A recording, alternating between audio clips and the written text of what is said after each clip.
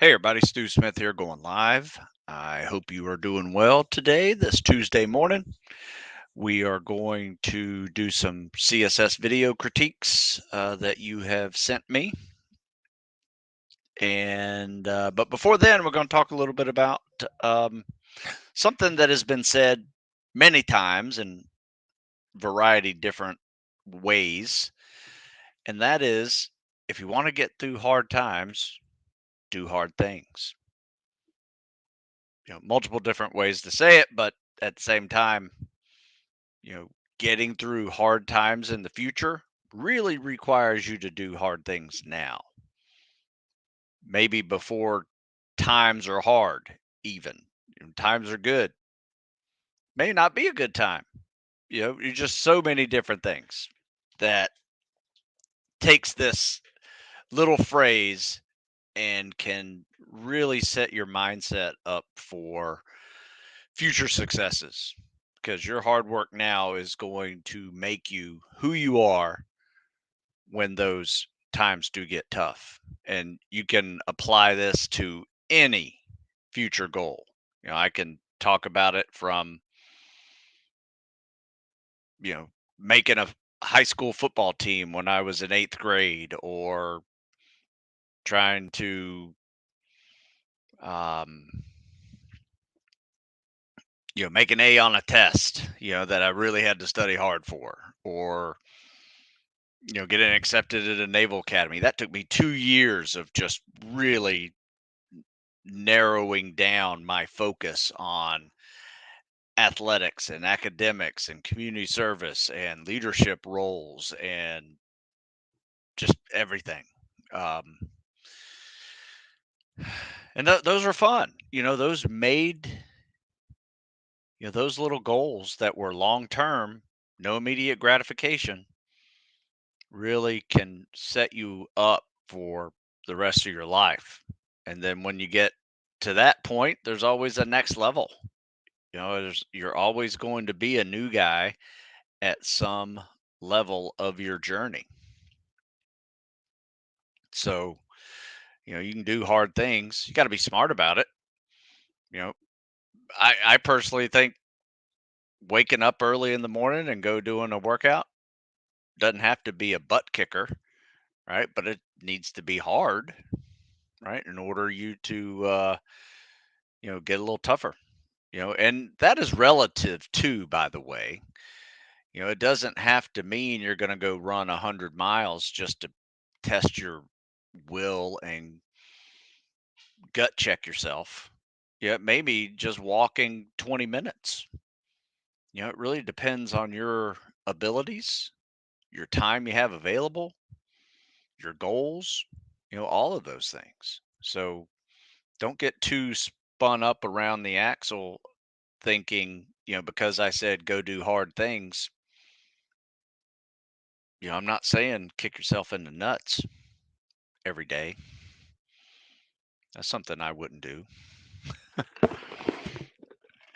But anyway, just a little something up for you to think about as we get on here and discuss some questions that you may have, as well as show some videos. I have a new method I'm going to test out on showing some videos. I should be able to get a lot of videos out doing it this way. So let's test it out. Some reason me transferring from my phone to my um, desktop is not working the way it's supposed to. So got to figure out what's going on, but got a new idea. We're going to test it out today. So my friend Mikhail has said, I heard of overdoing hard things like cold showers as an example. What is your opinion on that? Is there a fine line between overdoing it and not doing enough? Oh yeah, absolutely. And I don't know what that line is. Um, it's as long as you're not injuring yourself, I don't think you're overdoing it. Now, cold showers can be potentially dangerous. Probably not showers. Cold baths, ice baths definitely can. Because what happens when you're in that ice bath is you get numb. So, after 5 minutes, it quits sucking. and you just get numb and colder and colder and colder. And next thing you know, you're hypothermic, right? Which is dangerous.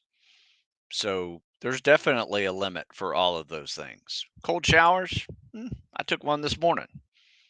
You know, I mean, I'm not in it for long, probably 4 or 5 minutes, but it definitely wakes you up. If you're feeling lethargic, take a cold shower or take a shower, you know, get the soap out of your eyes, all that stuff, and then just give yourself a couple of minutes of no heat on that thing. And I promise you, you will have different emotions going through your body um, when you do that. It can definitely wake you up if you're dragging. Let's see here. So what time do you go to bed, and do your guys always get enough sleep? I can't say about my guys. Um, I we start off early in the morning, so some guys even travel 45 minutes or more just to get here at 6 o'clock. So they're up, well before 5 to do that. Um, so it's pretty shows some dedication, right, on that part. But they also need to get some sleep in order to do that. So my advice is just go to bed earlier. If you have to wake up earlier, back it up 7 to 8 hours, and you're solid. If you have to wake up at 5 a.m., 8 hours earlier than that is 9 p.m. So 9 to 5, if you can. If you can't, flirt with 7, 10 to 5. Yeah, I'm probably in that zone more often than not. And sometimes after lunch, I may even lay down on the floor with my dog and tell my wife we're meditating, and then we start snoring. So, um, that'd give me a good 30-minute nap sometimes. So, yeah, those are good questions. So I don't see any other questions. Let me move on to sharing my screen, and let's see if this works. So these are my, let me see here. Go into here. Got some videos here I'm going to show. The streamline's really tight. Big. All right, look at there. It's working. I think, Okay, let's see what's going on here. That causes you to Let's talk about this real quick. First of all, good streamline. It's a little deep. I think don't need to go down that deep. Just too deep. You see what happened there? Tight. Let me just show you something that happened here. So he is deep. probably about 4 feet deep, and now look at him. He has to come up that causes you to swim up a little and do more. all that. So basically what happened there, instead of swimming straight this way, right, what you have done is you've gone this way and this way. And if you do the math, just common geometry, you actually swam farther than just swimming straight. So don't go down and then come up. You're just adding distance. It's almost like running the, instead of running the inside lane on a track, whenever you're running, you run like 3 or 4 lanes outside. You're just making that curve a lot longer. So same thing here. It's all geometry. Let's see what happens here afterwards. Thought this was pretty good. One thing I didn't like about it was his extra flutter kicks. Now this is pretty fast. I think he's probably doing it in like 23 seconds. Maybe 4 seconds. Okay, on the pull out, probably a little bit better breaststroke pull like on that breaststroke pull out it's all versus kick. like the See that power kick there? How jumping much jack. water he's pushing behind him? So let's see what's going on. Let's see that. So notice how he just kind of goes like that. You can grab water a little better, make it a little more unidirectional. Like 2 fewer strokes. Weird kick there. So it's all kick. See that power kick? There you go. See all that power he's pushing water backwards? That's actually a really good kick. He's going pretty fast and far with it. A lot of it has to do with the streamline. But I will say the streamline's really tight. that is a really good CSS.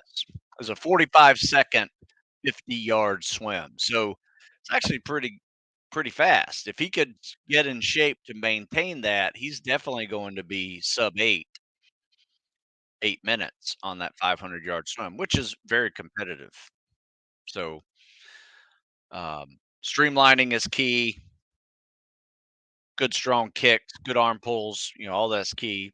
I think that's really good. The only one thing I didn't like was all the little extra flutter kicks, and then I had him do it again without the flutter kicks, and instead of like 42, 43 seconds, he was up to like 44 seconds, 45 seconds. So it did slow him down a little bit, but what it enabled him to do is not be so winded every lap, because that's just going to compound on itself, and you're going to get more winded and more winded. Your heart rate's going to be higher and higher. Next thing you know, you won't even be able to kick off the wall and glide. You got to come up for your first breath, and now you're just getting slower and slower because of all those extra initial flutter kicks at the beginning of the CSS swim. So that is just a common mistake.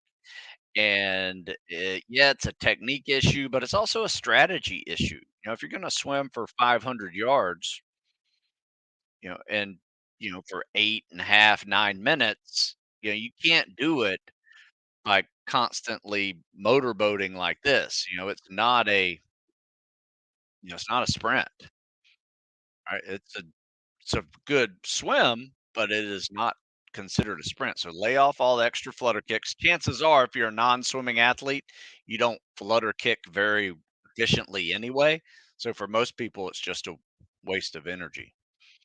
So one big scissor kick, work on that if you want to work on anything. And by taking out those flutter kicks, you're going to be a lot less winded and be able to maintain that pace so much longer.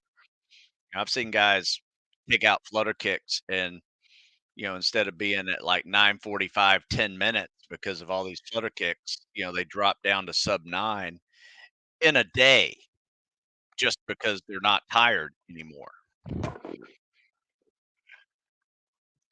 All right. You guys got any other questions over here? Not seeing any. If you got questions, send them. Otherwise, we'll just move on to the next video. Let me see where my messages are. Got another video here.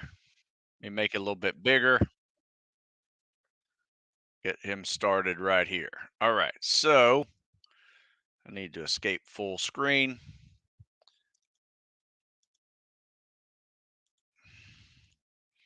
All right. You guys can see that. We'll go a little bit bigger. All right. So should be solid. This one should be a pretty good one.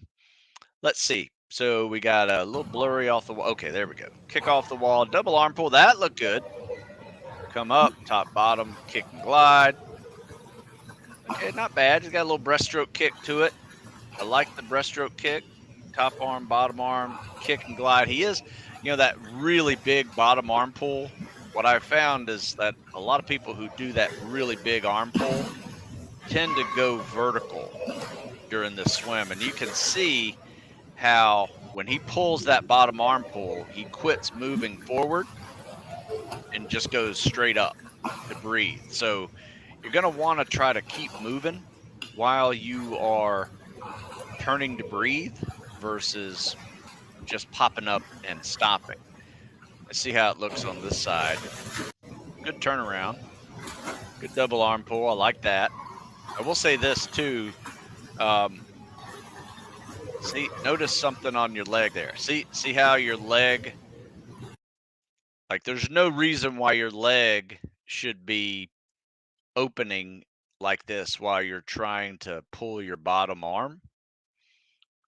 Because you're not trying to kick here. Watch, like your legs go back and then you kick. So you're basically just putting your legs out there, kind of like a parachute, just trying to slow yourself down. And you do it every stroke. So it's like you move your legs. You can see it on this side too. So there's the kick. That's a good kick. But notice what happens when you pull that bottom arm. See how your legs fall apart? Your ankles should be touching each other during that bottom arm pull. And then be ready to open and kick immediately after that bottom arm pull. Yeah. It's kind of nitpicky. It's not a horrible swim. I think your time here is, Fine. let's see, looks like Fine. 56, but it started off a little late. So you got one, two, three, four. Yeah, so you're probably like 52. So it's not horrible. Just could be a little more efficient, I think. Oh, what happened? There we go. All right, a couple more questions here. When doing a pyramid with different exercises like squats and bench press, what do you do if you fail on one but are fine to continue with the other? Um, Great question. My advice would be to resort to an easier version of that exercise, whether that is um, lighter bench press or push-ups, or you know, if you're doing weighted squats, you could drop the weight. You could do air squats, and instead of squats, especially if your knees are a little screwy and just tired or hurting, you can do RDLs instead of squats. So something that I like to do if I'm having some knee pain or some of my guys are having knee pain is I just replace any squat activity with an RDL. You can do that with a simple toe touch with a calisthenic. So just go down, touch your toes, slight bend in the knees, or you can do it with a kettlebell or even a barbell. So that is what I would do, is just try to find an easier version of that same muscle group. So TRX may help.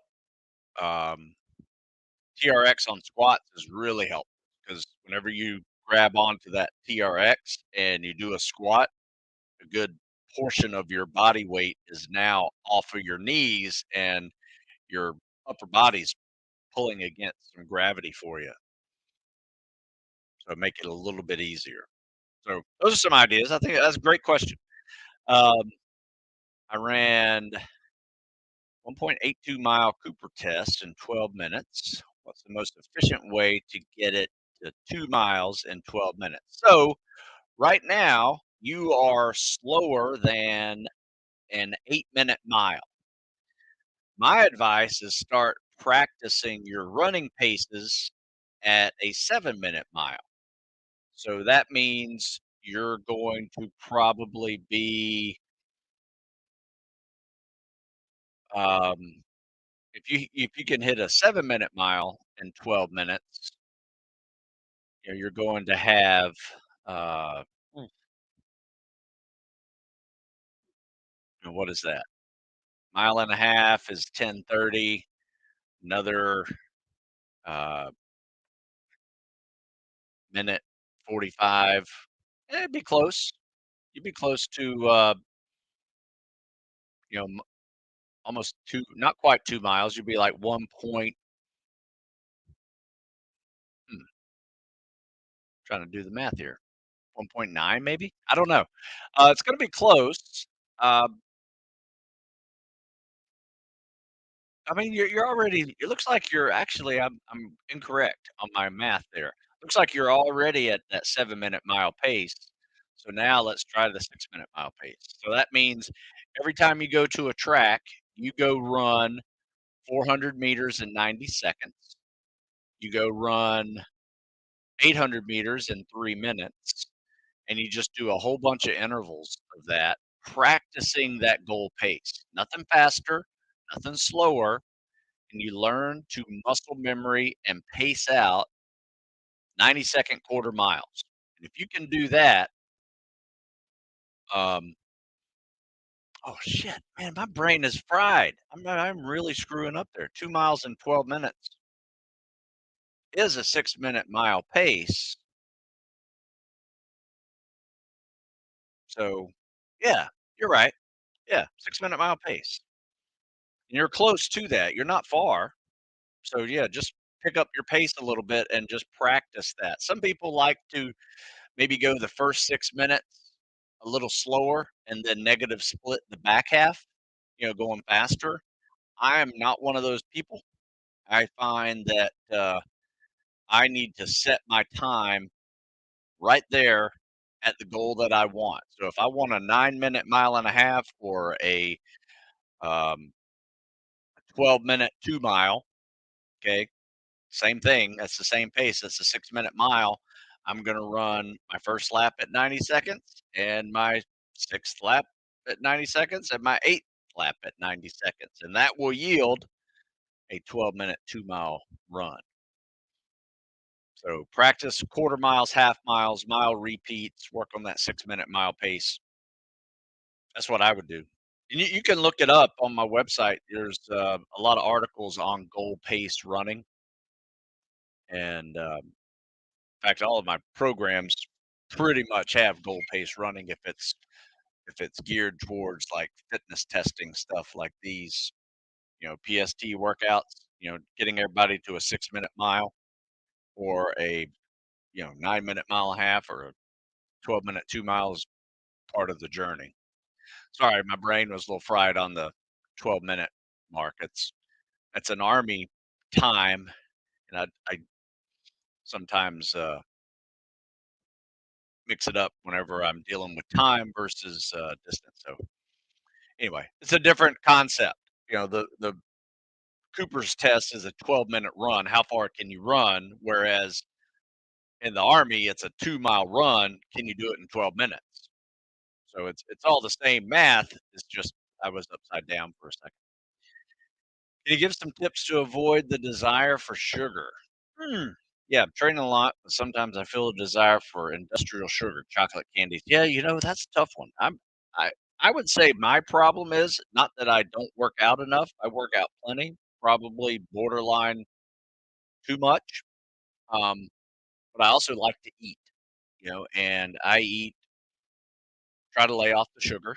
I do pretty good at that, but I would say most of it is just second portions of food that's really good. Steaks, chicken, or veggies.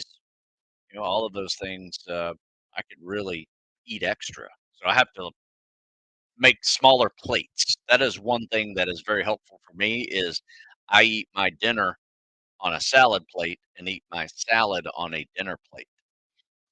Huge makes a huge difference. But from something I've read and something that helps my wife because she does have a sweet tooth as well. And yeah, if I see a Reese's peanut butter cup, chances are it's getting eaten. Um, so I have to something I like to do is lay off salty food because it pushes a need for sugary food somehow. Not sure how that works, but maybe even vice versa. You go sugar, you need salt.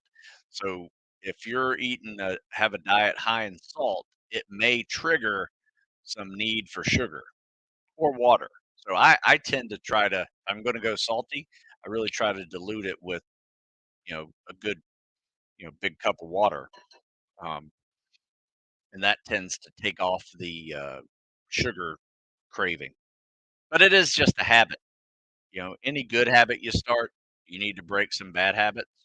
If that is one of those things that is uh, not helping your weight loss, then you have to remember sometimes goal setting is all about two habits. One habit you start, and one habit you have to break. It's the way it works. Um, and moderation too. I mean, there's nothing wrong with I sometimes will get a ice cream cone at a baseball game. Something I enjoy. I'd rather eat soft serve than a hot dog. You know, live a little too, but not too much. How would you determine or identify when you're overtraining? Well, let me share something with you because this is not mine, but it is a great picture of just exactly what overtraining is. There's a lot of symptoms that can be overtraining, might not be overtraining. Um, But if you have multiple of these symptoms, you can definitely um, feel that is going to be an issue. And let me see if I can find this thing. I wrote an article about it. Maybe that'd be easier. Find the article. Overtraining comes to Smith. Let's see here. Training overload when less is more. Ah, man, doesn't take long. That Google machine is something else. So let me share this with you, and we can go over this real quick. Well, first of all, I'm going to put the link to this article in the comment section, and let me share this screen with you, and we'll go through it real quick. As you can see, there are a lot of them. I might be able to make this a little bigger. Not sure. Let's see if that makes it a little bigger for you. Is that better? Eh. Sorry, I'll read them to you. So, underperformance. That is a good trigger of overtraining. So, are you at fatigue, lethargy, heavy muscles, persistent soreness, inability to compete routine training? That's a big one. Just low energy levels, but that could also be a fueling issue as well. Mood disturbances, depression, lost appetite, increased fluid intake. You're just kind of puffy. Loss of competitive drive or joy in life. Loss of libido, apathy, anxiety, irritability. I will say this: my wife will always say, "Are you overtraining? I think you're overtraining. You're being a jerk." So sometimes I am short, and it could be part of me pushing too hard. So she gets my attention with that one. Difficulty sleeping, that's the big one. Nightmares, that's a tough one. I found that when I would train at night too close to the time that I slept, I would have nightmares. That was just weird. So if I did like a 8:30 to 9 p.m. workout and I tried to go to bed at 10, one, I didn't sleep very well. It took me a long time to go to sleep. Two, I was very restless and even had weird dreams. Um, Waking in the night, waking unrefreshed, physiological changes, weight loss, weight gains, swollen lymph nodes. You're just starting to, your immune system is weakening, gastrointestinal disturbances, loss of menstruation, if you're a woman, increased heart rate. That's a real big one. The first thing you wake up before you get out of bed, take your heart rate and know what your resting heart rate is before you even start thinking, right? Don't even move. Take your resting heart rate. You can time it for 15 seconds, multiply it by four, got yourself, that's your minute heart rate. Then, you know, do that regularly. If you find yourself above 5 to 10 beats per minute in the morning, potentially you are overtraining. Excessive sweating, constant minor infections, upper respiratory infections are common, reduced VO2 max, increased maximum VO2 and heart rate, um, slow return of heart rate to normal after exercise. You're just not recovering very well. So that is a grand list of what's going on, and this is just an article I wrote um, when less is more. So check out that article; it's pretty good. Goes into a little more detail about that. Um, I would say if you're training hard for especially spec ops level training, you're going to be borderline overtraining, but you can counteract that by simply um, really focusing on your recovery. That means eating well, sleeping well, stretching, mobility. All of those things are going to go a long way to you being able to um, recover. Because sometimes I have stated, as well as heard other people state, that overtraining is simply a lack of recovery. And I would say that's probably a classic definition of what overtraining is. because I have seen people who don't train at all completely have those symptoms. They're just overstressed, overworked, underslept, poor nutrition. You can have all of those symptoms just from poor recovery habits. So naturally, you could have overtraining if you have poor recovery habits. So that's a great question. I think we need to talk about that one every day because it is so important, not only to your uh, performance now, but to your longevity in the long term. You being able to do this when you're 50, 60, 70 means you have to address your recovery now and learn how it works for you.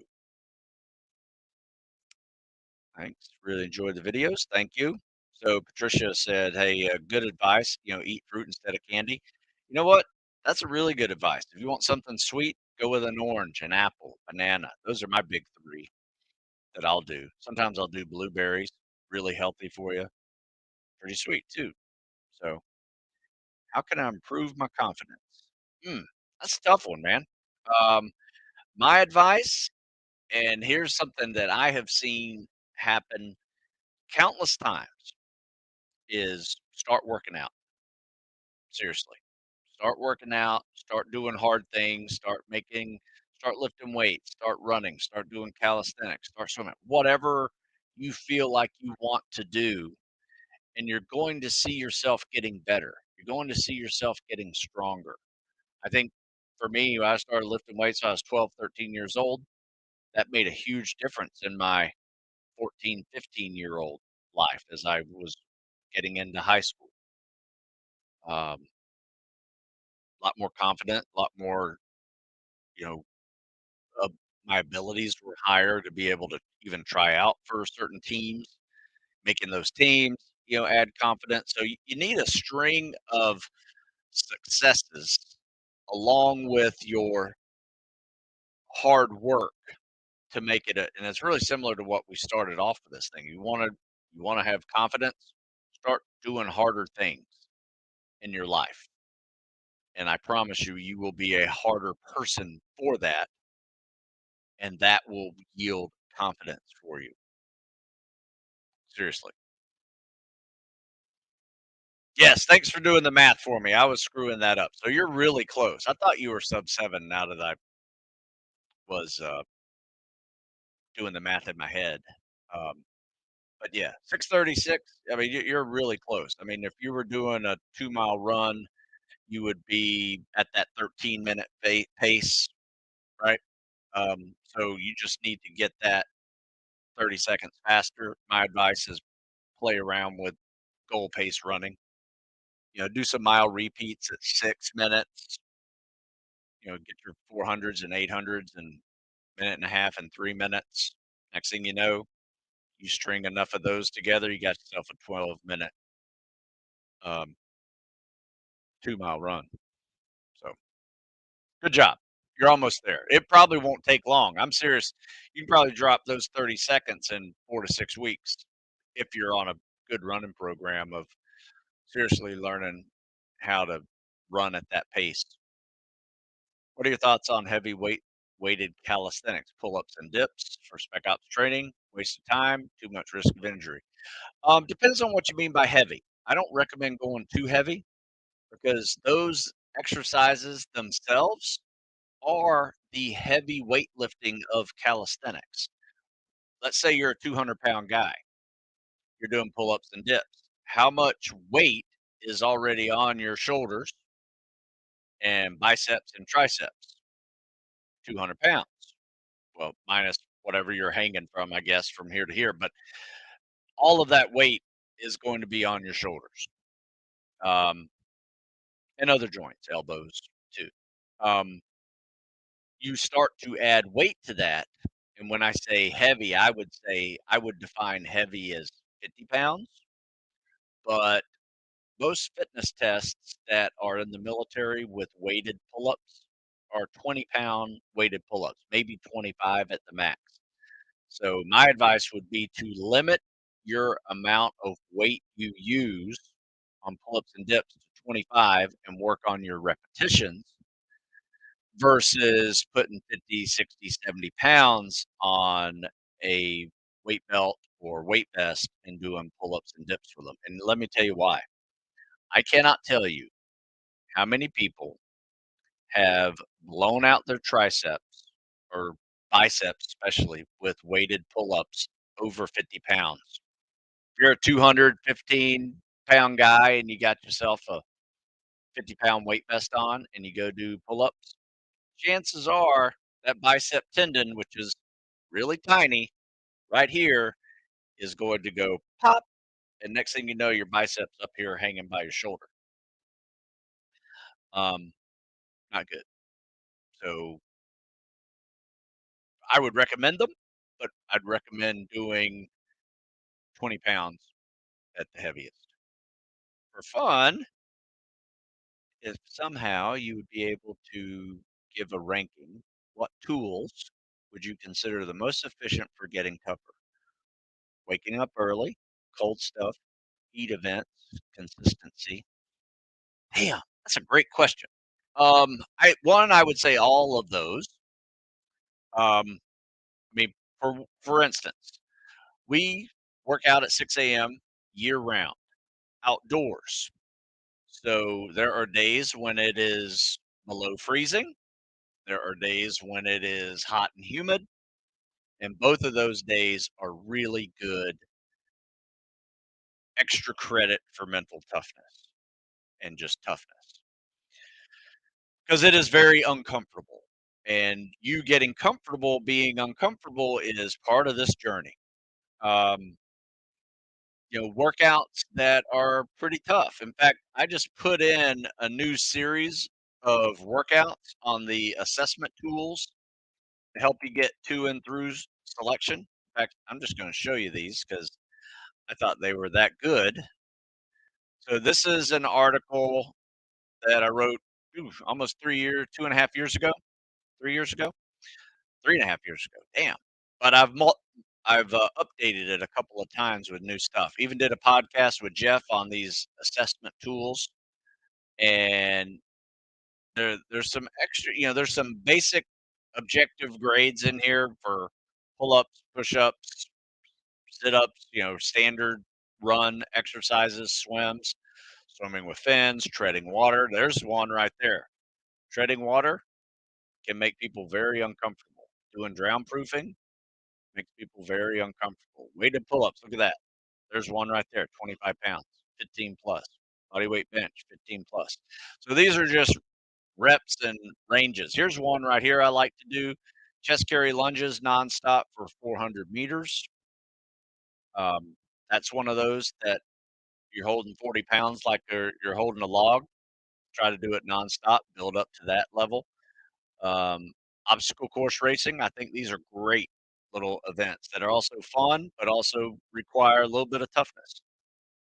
Rucking fast is hard. Now, this is what I just added. In fact, I added this yesterday. The Devil's Mile, 400-yard lunges, 400-yard fireman carry, 400-yard bear crawl, 400-yard burpee broad jump. Or you can do a farmer walk too. I like those as well. Um, Really good for the grip. Oh, and by the way, a reduced grip strength is also an indicator of overtraining. That's another thing used. Have one of those little dynamometers, I think they're called. You can test your grip strength. And when you feel like crap, test your grip strength again, and you may notice a severe decrease in your strength. Log PT Simulator and the Sand Baby Devil Mirth. These are all three great workouts that I promise you will test some level of your not only your ability but um, your toughness because they are all really just kind of brutal exercises that are done safely and make them more of a challenging contest than an actual something that's going to hurt you. So we tend to use all of those exercises there for simulation for log PT and simulation for load bearing activities, rucking, boats, things like that. Um, any thoughts on vegetable powders like athletic greens versus the real deal? I do both. I, sometimes it's just hard to eat 5 to 10 servings of vegetables in a day, so add some powder to it. I, you know, does it work? I don't know. I think the jury may be out for what's best, but I would prefer the real deal any old day versus vegetable powders in my almond milk. So that's what I tend to do. I mix those veggie powders along with uh, collagen type protein and my veggie powder in my almond milk. It's a good mix. Works, I think. Um, there's someone named Pim Johnson that has some vids on YouTube that might help you with sugar cravings. Yeah, check it out, man. I'm not the answer to all questions. I definitely resort to learning as well. So I love Reese's too. Yeah, they're just good. I try to limit them as much as I can. How to increase swimming endurance, trying to swim 7 kilometer CSS. So 7,000 meter CSS. Why? Just curious. Is it just for a competition, for fun? If you're doing anything pre-buds, um, you can have. I mean, you can do one of those with fins like that if you wanted to, because you will get up to about 10 kilometers in one swim, about a 6 mile swim at buds. Actually, not kilometers, kilo yards, 10,000 yards. So a little over 6 miles, or right at, or five nautical miles, a little over 6 land miles. How can you just got to keep swimming. I mean, swim every day. Mix in some 50/50s, mix in some freestyle, work on your conditioning a little bit with freestyle, and then catch your breath with a CSS. That's what we do. Check out the 50/50 workout. In fact, I'll put it in the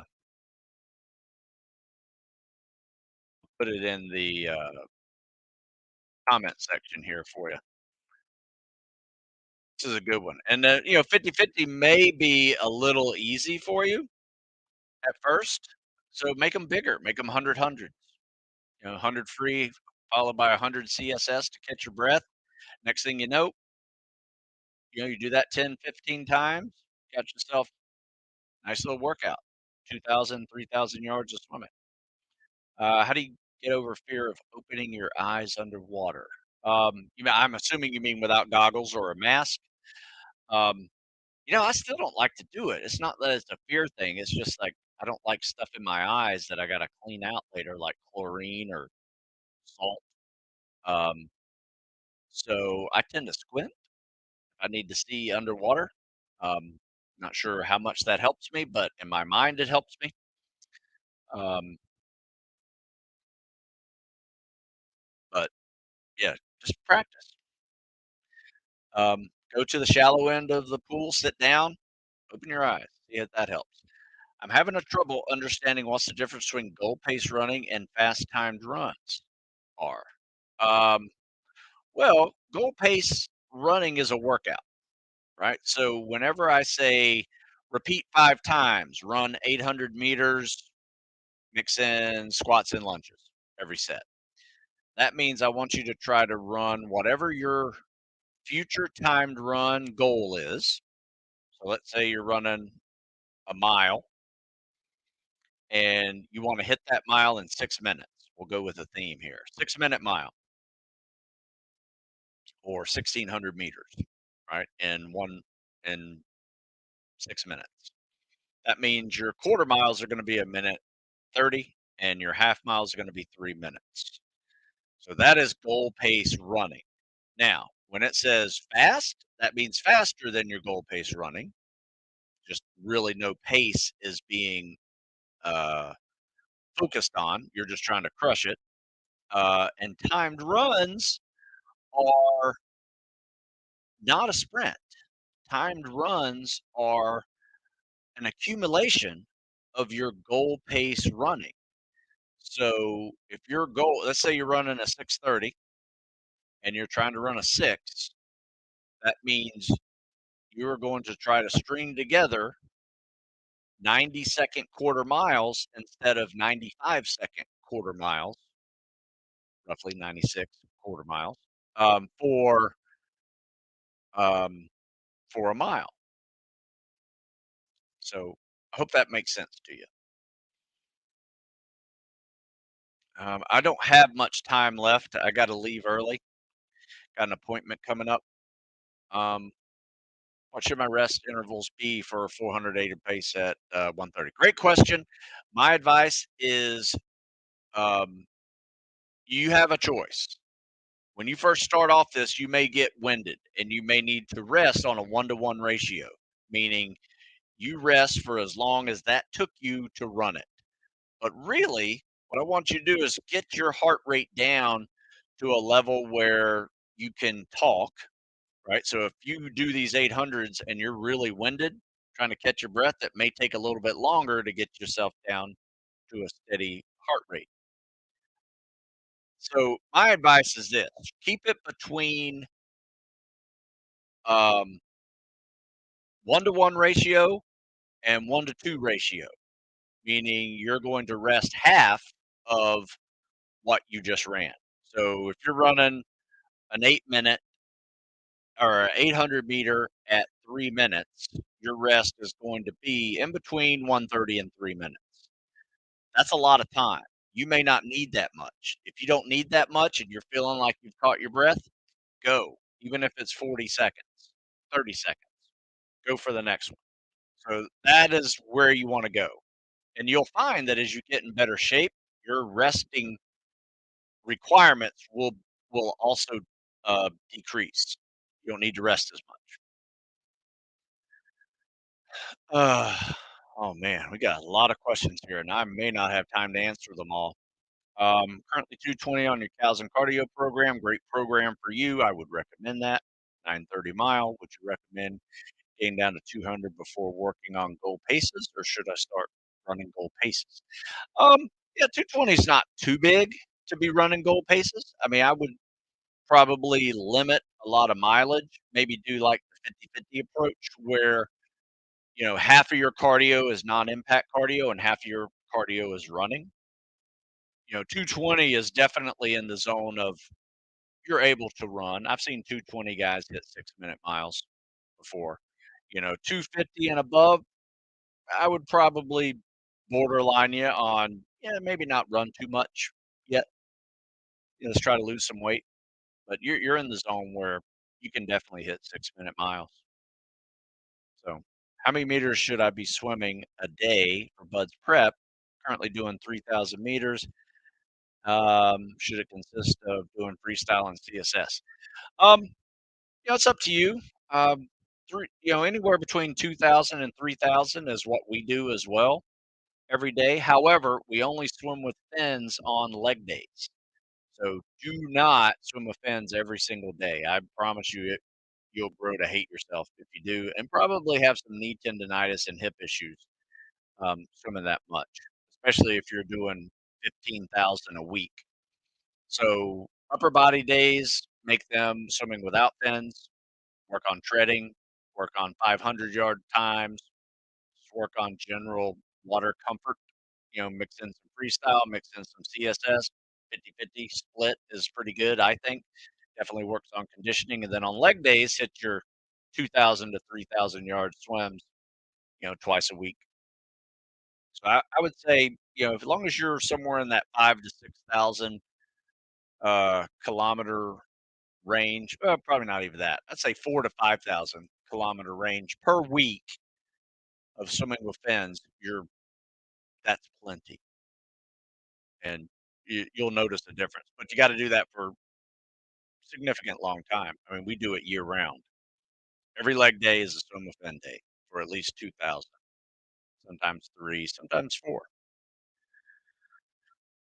if you had a couple of $100 to spend on free weights, barbell, dumbbells, kettlebells to aid with becoming a SEAL, what would you get? Good question. I would say, yeah, definitely kettlebells, dumbbells, and a barbell, a couple plates. Now you're talking about more than a couple $100, but you don't need to go heavy.